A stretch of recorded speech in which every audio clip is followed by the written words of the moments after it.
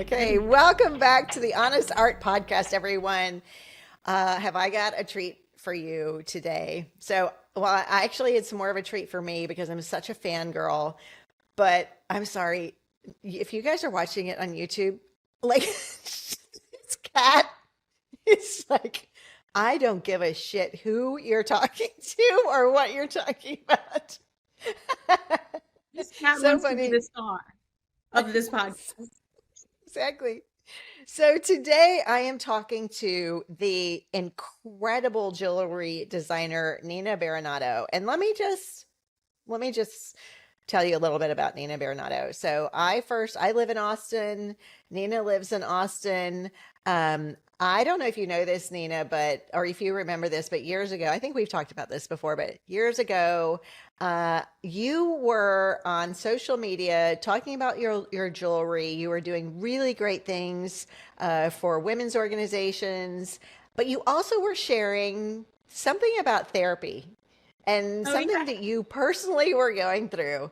And I'm like, oh my God, I need a therapist. And so I just randomly reached out to you and you gave me the name of your therapist, which I didn't reach out to, but you gave me the name of your therapist and everything. And I just thought, this is a girl's girl. She's really down to earth and she's a total badass. So everyone, welcome to, please welcome my guest, Nina Berenato.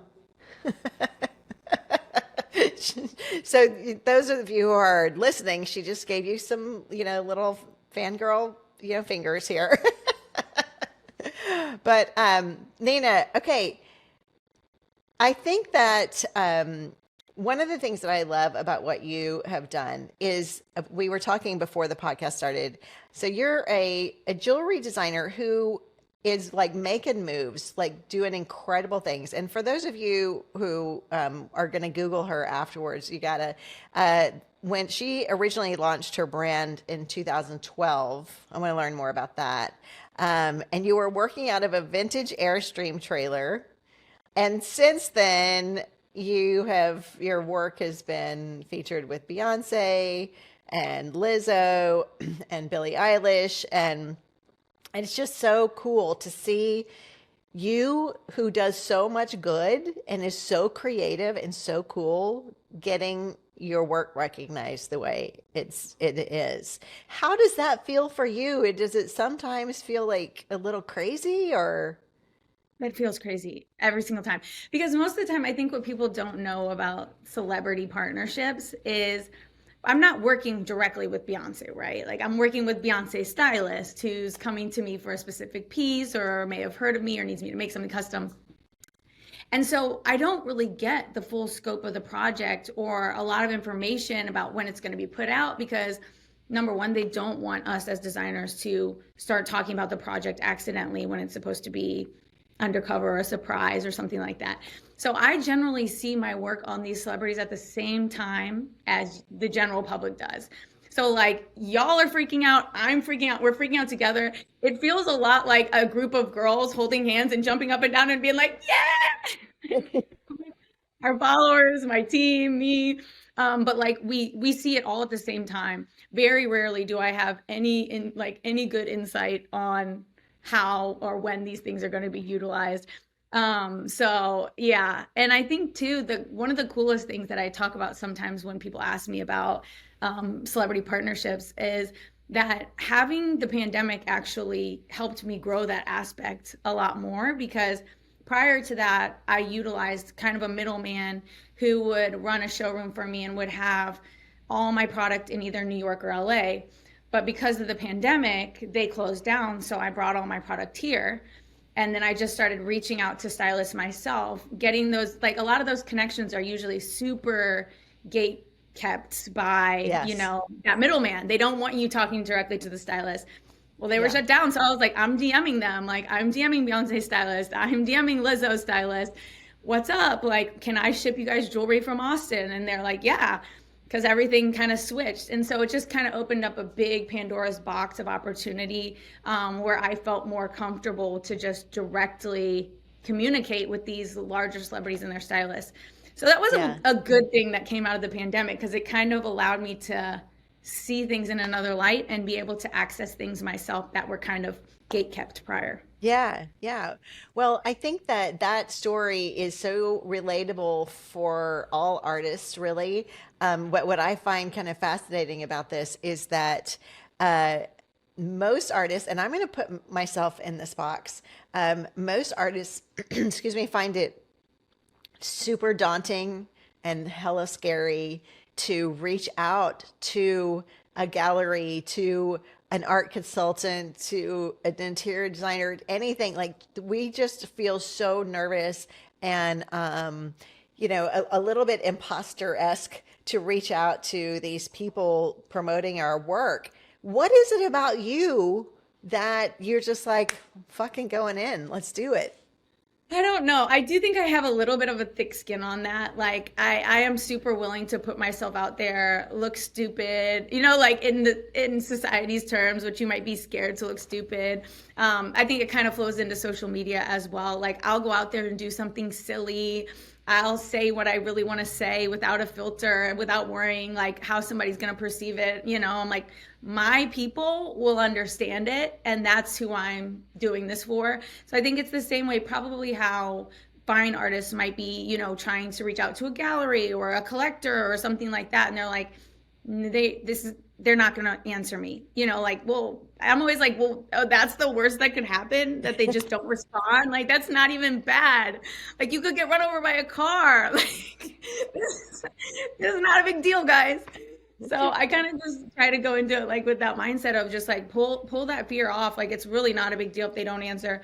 And there's times when I have messaged stylists 10 times without a response, and then on the 11th time they respond. Like the Angelina Jolie project that we did, which was massive because this was the first time she had come out in like 10 years publicly. And she ends up wearing a lip cuff of ours, which people just went bananas about. I didn't know that was going on Angelina Jolie at all. I just knew that we had a pull from this stylist.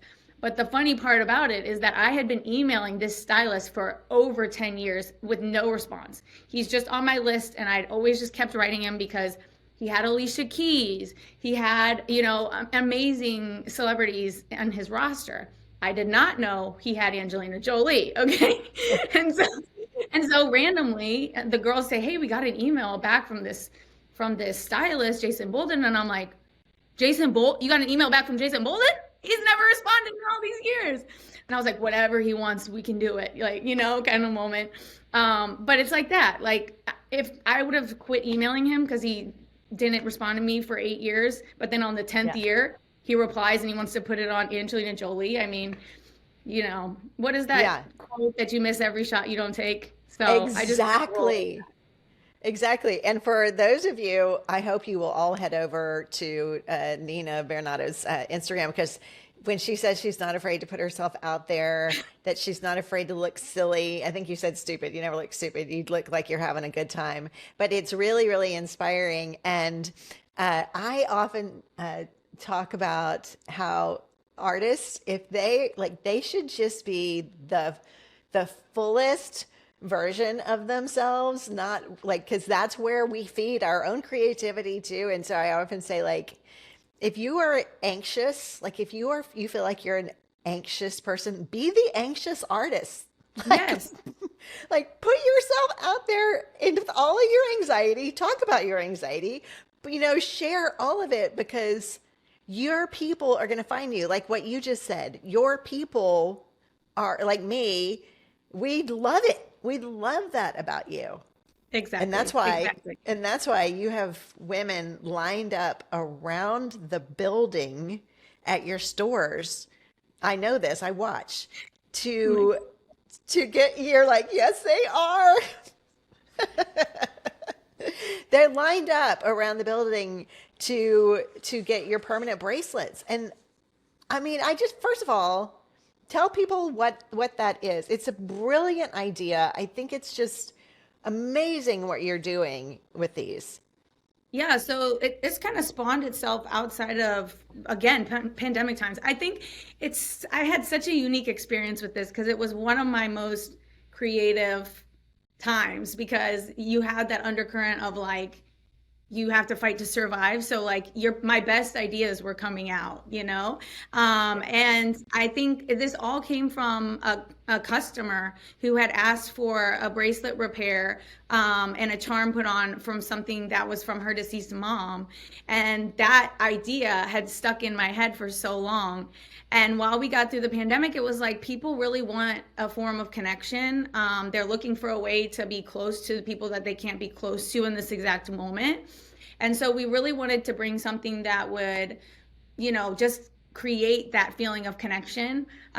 We named all the chains as kind of like personalities, like the rebel, the warrior. So you can pick a different chain that kind of feels like you. And then most people go with somebody and get it done and get matching, and they kind of, it just makes them feel like they're close to these people. And it really, we put it out on social media and exploded like crazy. I mean, we were completely not ready for the amount of people that wanted these and came to the store for them and like waited and drove for like 5-6 hours to get one from us.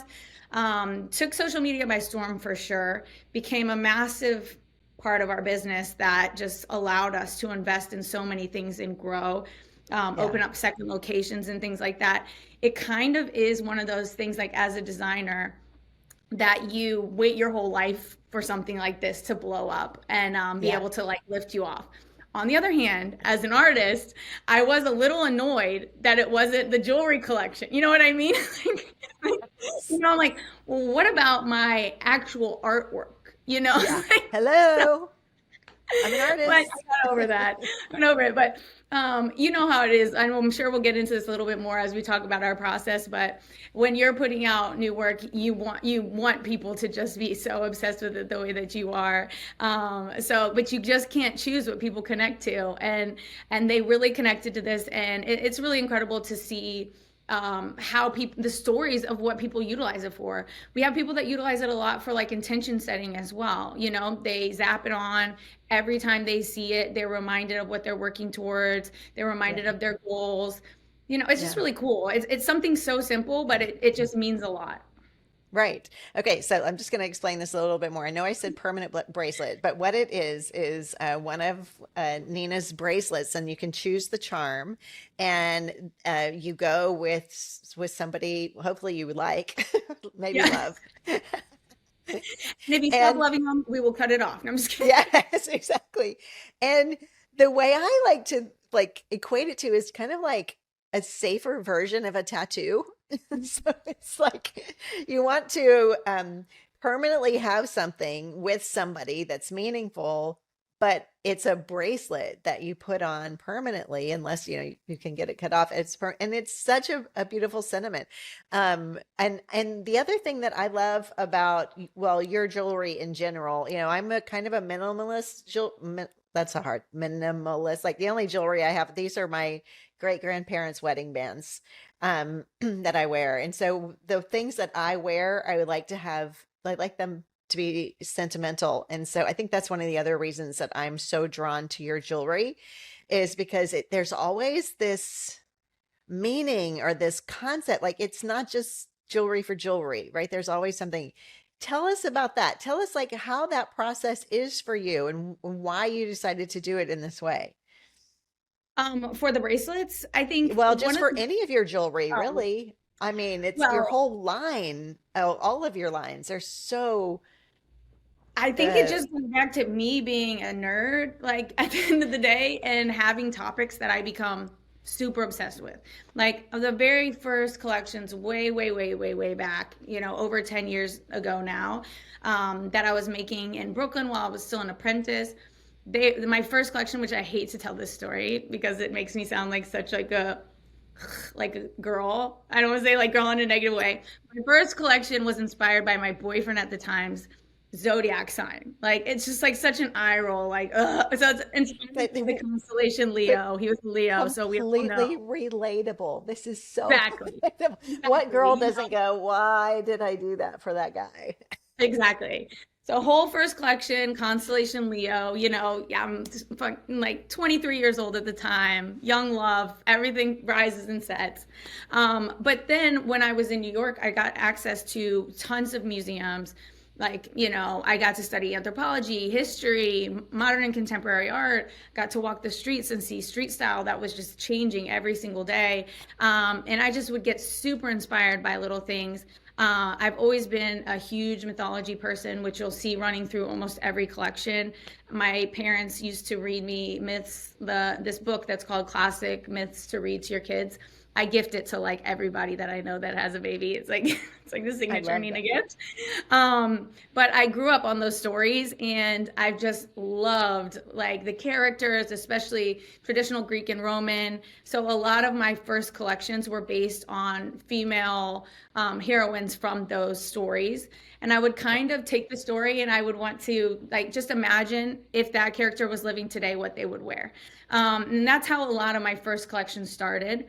And then once I actually got to Austin and I opened up my Airstream store, I had this connection to the women that were purchasing my jewelry for the first time that I never had before, because before I was doing all wholesale. So I Yeah. just met the buyer. I had no idea how people felt about making my jewelry. So it was really just very egocentric.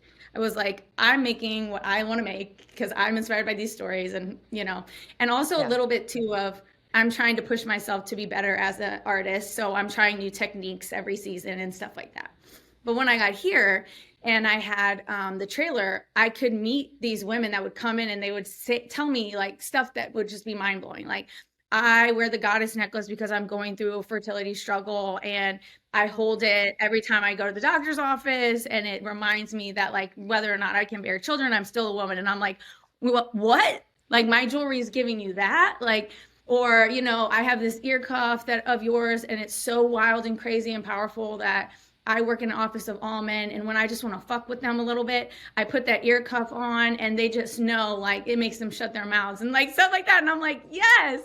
And so I just kind of got to hear these experiences that people were having with the jewelry, and that kind of flipped it to be more like with each collection, I want to feel the undercurrent of what my customer needs, like what the women that are my people want and need in this moment, and let me pull like my personal inspiration but utilize it to give them what they need in this moment. So you'll kind of see a little bit of a shift, and when you see when collections were put out, you can kind of feel what was happening at that time. Yeah.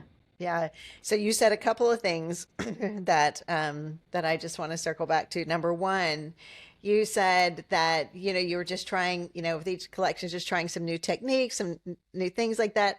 And every time I put out a new collection, number one, um, I go into it with an idea of what I want it to be, but it always kind of morphs a little bit. But I do always love that I'm kind of pushing myself a little bit. Mm-hmm.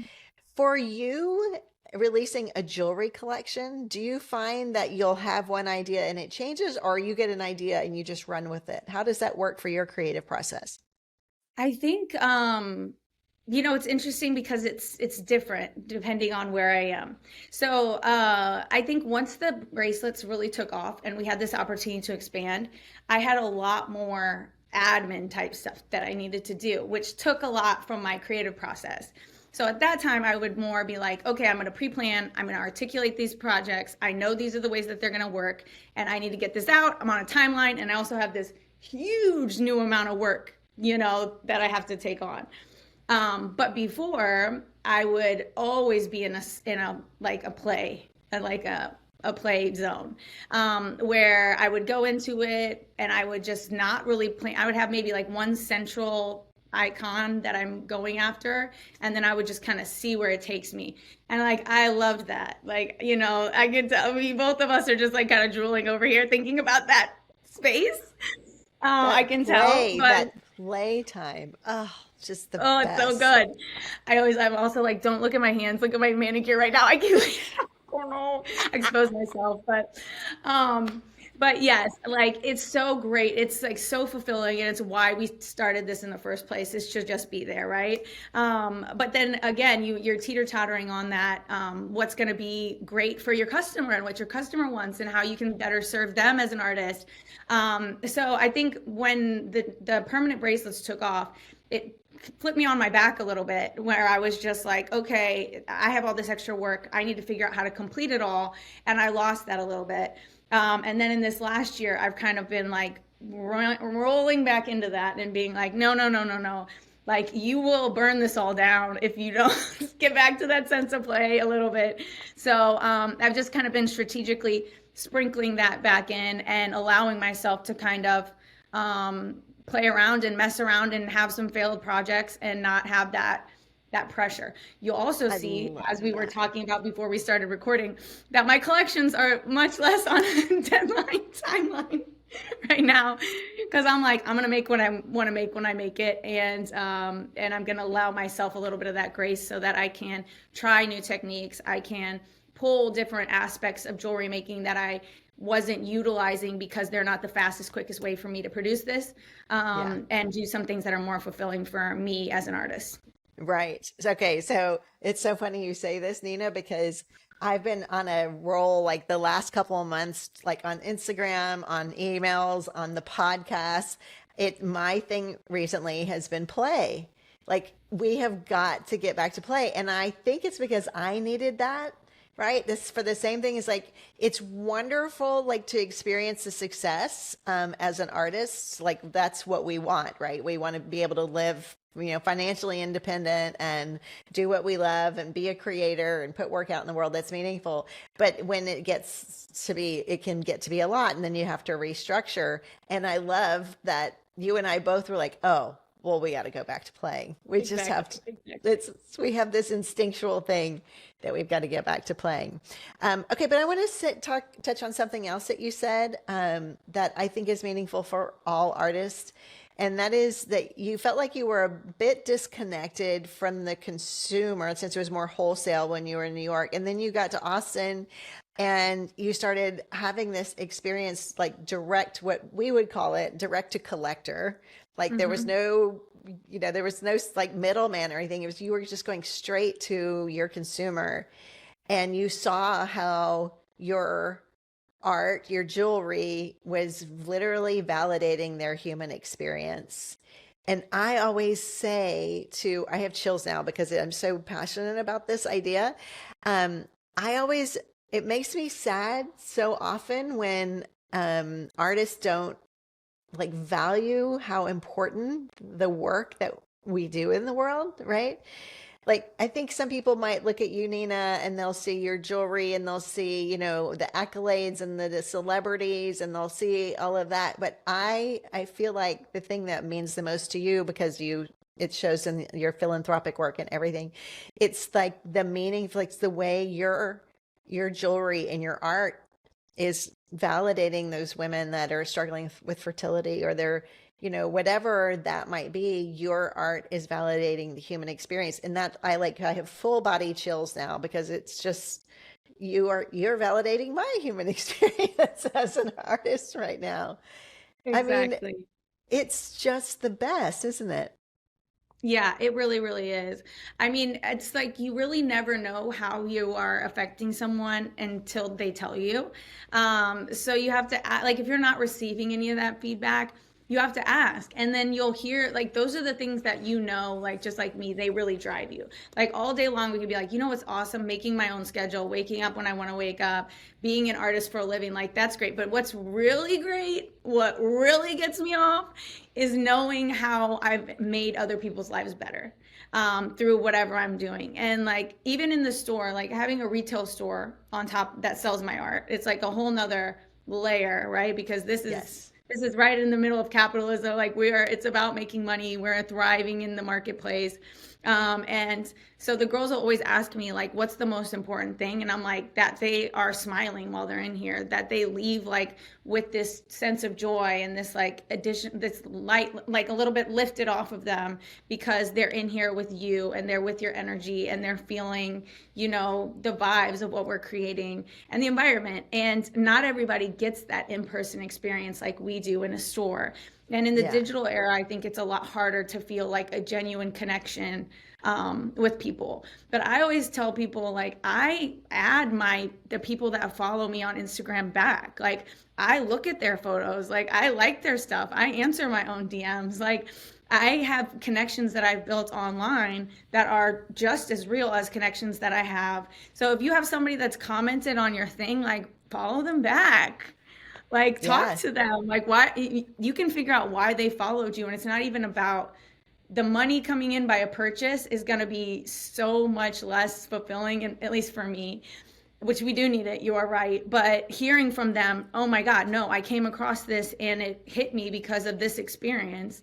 And then you're yeah, just like, wow, now you have a real drive to create, like, for a bigger purpose than yourself, for which sure, I for think to sure. me is just the whole It's point. everything. I also, I also answer all my DMs and I, do all that. I, I do think it's funny when we were saying, you were saying, you think you do it so that you can set your own schedule, you can sleep late and you can blah, blah, blah. I'm like, when was the last time I slept late? I'm so, and I know you're probably busier than I am. And I was like, I'm tired.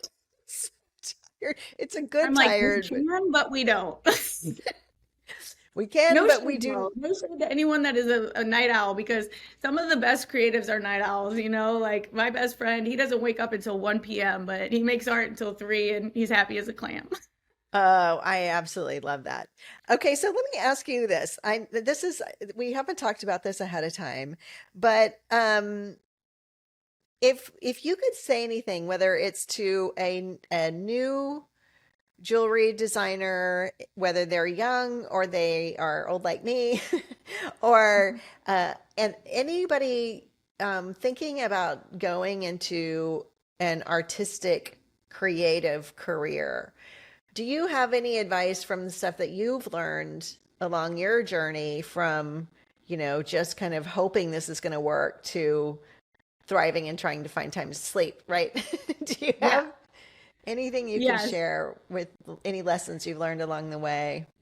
So I would say if you haven't made anything yet, and you're just thinking about becoming a jewelry designer, my biggest advice would be just start making something, anything. Wire wrapping is real jewelry design.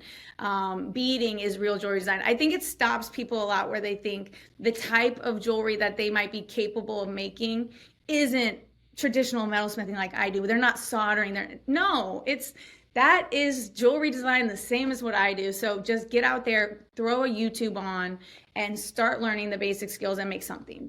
If you already are making jewelry and you've made a few things, my biggest advice would be to understand how to price your work correctly. Because I think Oh, one of the that's biggest so things, big, girl. big, I'm sorry to interrupt you, but that's big, whether you're a painter or a jewelry designer or ceramic, whatever. Pricing well that's a tough one. you feel like you're going up a mountain that you can't get up, and it's not because people don't like your work, it's because you are not pricing it right. Like the Yeah. biggest thing I always have to talk to people about, like when they ask me about this, is like the growth that you want to have for your next year of business has to be in your pricing today. So like it's not about covering your costs and what you want to do this year, it's about how much money do you need to land the next 2 years, and that's factored into what you're selling it for now so that it's Hmm. there. And then they're like, oh my God. Oh my God. Because I'm like, because literally, if you just sell it to cover cover your expenses and make a little bit of profit that can have you survive right now, how do you grow? And they're like, Yes. yeah. And so, like, anytime that I can give anyone that information, like anybody that comes to me as a maker, that's the first thing I want to do with them is sit down and be like, let's look at these numbers. Let's look at your cost of goods. Let's look at how we make sure that you're going to struggle as a new business owner, of course, but we can Yeah. lessen the load a little bit by getting Yeah. this right. Yeah. And the way that transfers, I think, to artists is that, or sorry, you are an artist, but I mean, Or you're like, visual art. fine artist, traditional art. Yeah, exactly. Is that I always say, how are you show up today for the career that you want in a couple of years? Like, right? Like, I feel like as artists, our goals will live and die by our routine. So if you are going to be like, oh, I'll make a piece of jewelry this month, or I'll, show up for, good luck. You have to show up for your life. You have to price. You have to do all of these things. You have to keep painting. You have to keep getting better and better and learn new techniques. Like it's, a couple of years from now. That's how you have to show up today. And then I Yeah. totally interrupted you with you talking about the things you learned. Oh, Sorry. no, you didn't. Not at all. No, that's basically it. Like use your resources. If you don't know how to price, ask someone someone else at a market or someone like you that's a mentor that's putting it out there like, hey, I'll help you with this. Or me, I'm always an open book. But yeah, like just don't go into that blind. It's really crazy because I had a mentor who taught me how to make jewelry and taught me how to price. And she really struggled. And it wasn't until I met with a financial advisor who explained this all to me that I was just like, this is why you and I struggled, because sometimes artists pass down bad advice. They don't really Yep. know. So I'm going to be looking for someone that's not struggling. I also Yes. say, like, a lot of times when you might be at a craft market or something, it is a lot of like the blind leading the blind, two people that don't understand something and are lamenting about the same thing, that are trying to give each other advice, but like it's not good advice, right? Like neither of you guys have solved this problem. So Yeah. this isn't the person to ask. And also kind of look around to other industries, like going to a financial advisor, which was about something else with my business. He was able to be like, well, let's look at the cost of goods and explain this entire thing to me. So sometimes it may not necessarily be another artist in your you know, For same sure. vein or whatever. That's going to end up It's helping funny. you. For sure. It's one of the things that I talk about all the time, is that I feel like I went for many, many years, like definitely over a decade, just trying to figure it out on my own. And also, just so stubborn and too insecure to ask for help, I think. Because I kind of thought that maybe if I reached out to somebody and asked for help, that maybe I'd be found out as, not like I'm a hack or something like that. But it was when I got a mentor that I was like, oh my God, I can learn so much of this, cut out so many years of my own ignorance. It's crazy. It's crazy. It's I think that's one of crazy. the reasons why I do what I mean, I love painting and I love selling my art. That's like the best. But one of the reasons I love mentoring is because I'm like, listen, I have made one bazillion mistakes. If I can save anybody, all of the years and the time so that they don't have to make these same mistakes, that's awesome. And I Right. consider somebody like you, Nina, a mentor because you share your life, you share your process, you share your work, you share everything so freely. So I thank you for that. You're Thank awesome in you. that way. Back at you. Back at you. Yeah. Thank And you. I think too, people are really scared that if they do something like a price change or a brand name change, that it's like the scariest thing ever. I'm like, it's not. Like, I changed my entire brand after having it under another name for 7 years, and it's like one day I was Nina Berenato instead of Psyche Jewelry, and nobody cared. Like, they were just like, okay. Or like there have been times when I've increased my prices by like 25% and nobody blinked or batted an eye. So I think to like sharing that you're not gonna like be overpricing your stuff just because you can, Right. right? Like that's not ethical. But I think just if you have to increase the price for you to survive as an artist and to have the comfortable life that you deserve, you should do that and you shouldn't feel bad about it. And nobody's going to Love it. notice. That's the other I thing. Like, love it. nobody's going to notice. I love it. I love it. All right. So I want people to know about this is what we talked about before. So I love your work and I love the way you talk about how you have a collection coming out and how you're releasing a collection. And I so relate to that because I am like, okay, I have a collection. I've got a release date set out there for a collection of paintings that I'm going to do. And then like in the middle of it, I'm like, oh my God, what was I thinking? What is happening here? Completely freak out. And I know you have a incredible collection coming out. Well, one that just came out as well. Talk to us about your collections, some things like how does that work for you? I want everybody to go out and run out and get your jewelry. Thank you. Well, collection release dates are a guideline. Okay, first of all, it's we hope this is in our greatest, highest hopes. It comes out this day, but it's probably not. Like, I don't think we've ever had a collection due date that we actually put the jewelry out by that day. So definitely, if you are following us on social media and I say it's coming out on this day, it's a lie. It's probably a lie. Just be prepared for that. It's going to be a couple weeks later. Okay. But I think like you put a lot of pressure. That's the other thing. Like when you do try to live by these due dates, you put a lot of pressure on yourself, which does, in my opinion, stunt your creativity. Because sometimes I'll be right at the end of a collection and I feel like it's almost done and then it's done, or I'll be like, it's done. And then all of a sudden I'm like, wait, there's one more piece I can make. Like, oh my God, I couldn't believe I was about to release this without this one thing.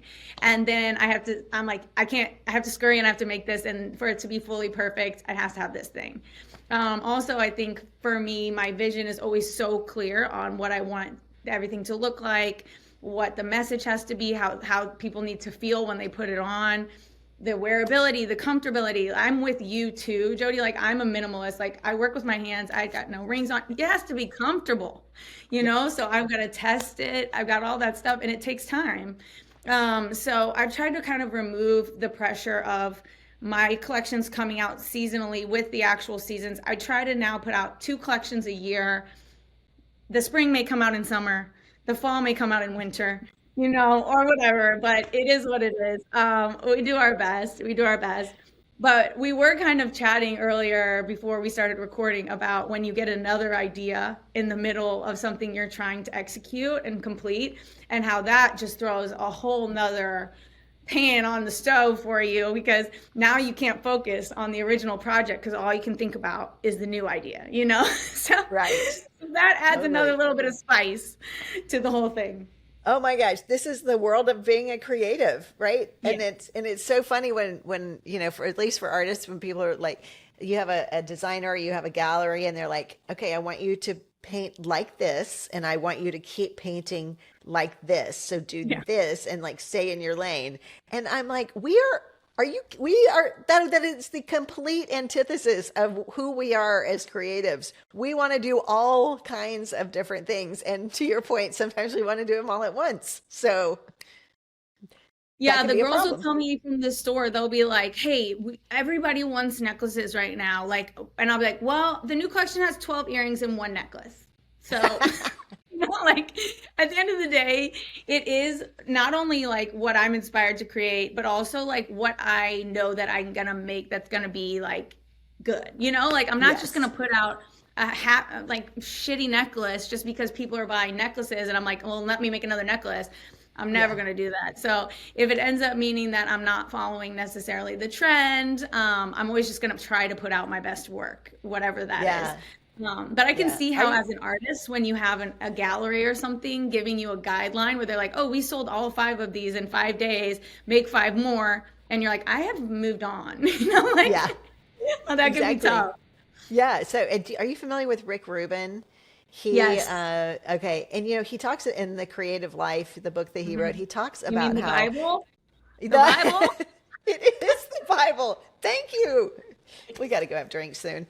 Yes. So, you know, he talks about this, about how you can't start consumer driven or the marketability. You have to start from your own inspiration and then hope it does well, but you don't really have any control over that, right? I mean, you hope, but you can't, it can't go in the inverse, I don't think. I mean, you can be inspired by what's going on in the world and create collections that are, you know, resonating not just with you, but with everyone, right? So Yeah. having said that, what are you doing that you're excited about that you can tell people about? I don't know if you can tell everybody what you're doing, but what are you excited about? Talk about, well, I have a collection coming out that's kind of inspired by traditional folk art patterns.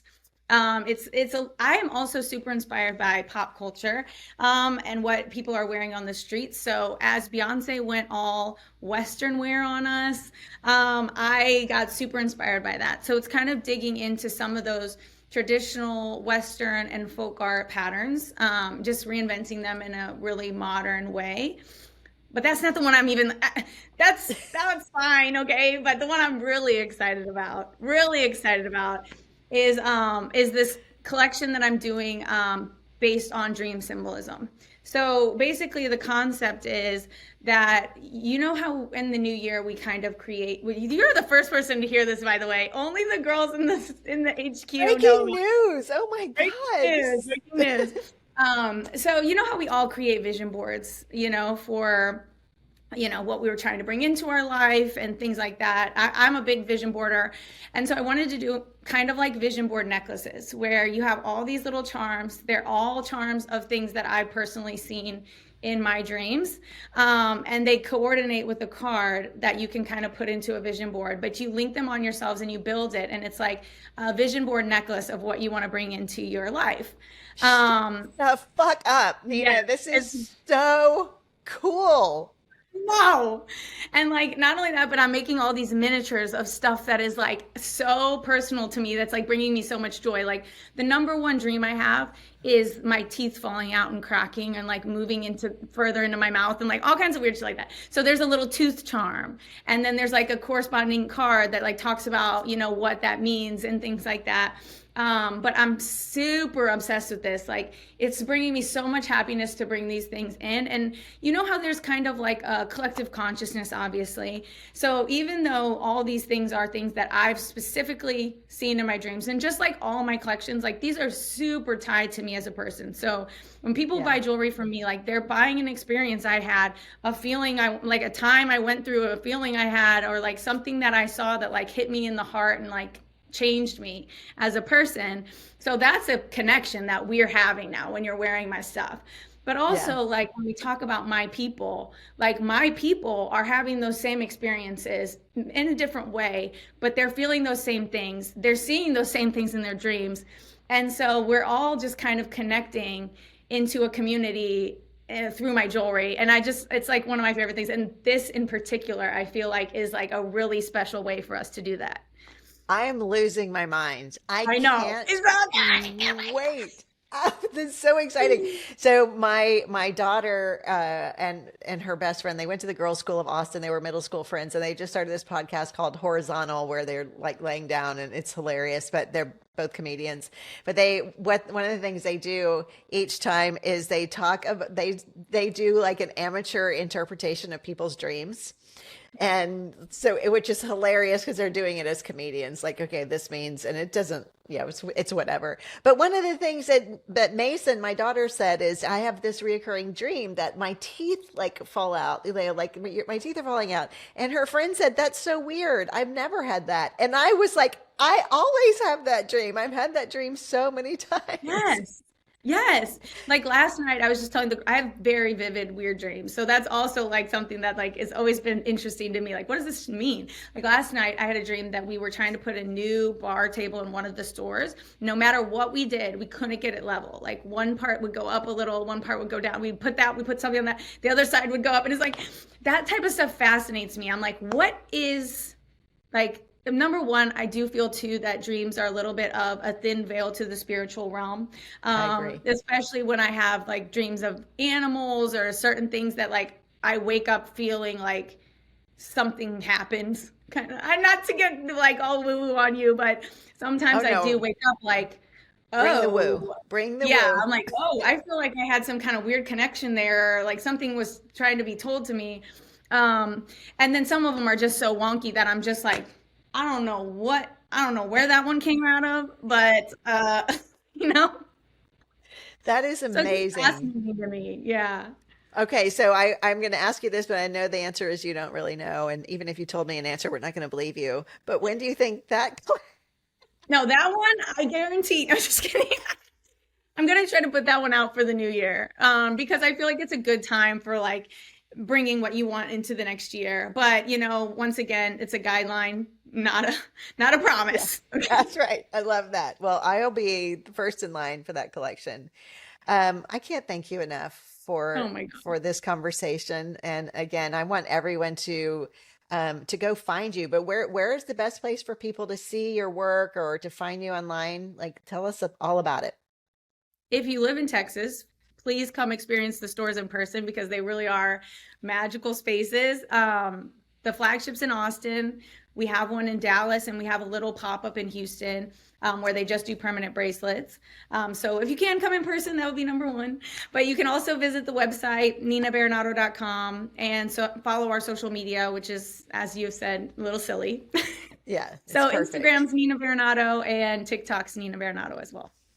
I love that. And I briefly mentioned this, but I think people will be happy to know that you are so dedicated to social responsibility, environmental causes, women's issues, which we align on as well. So just yet another reason to support you and to support the work that you're doing in the world.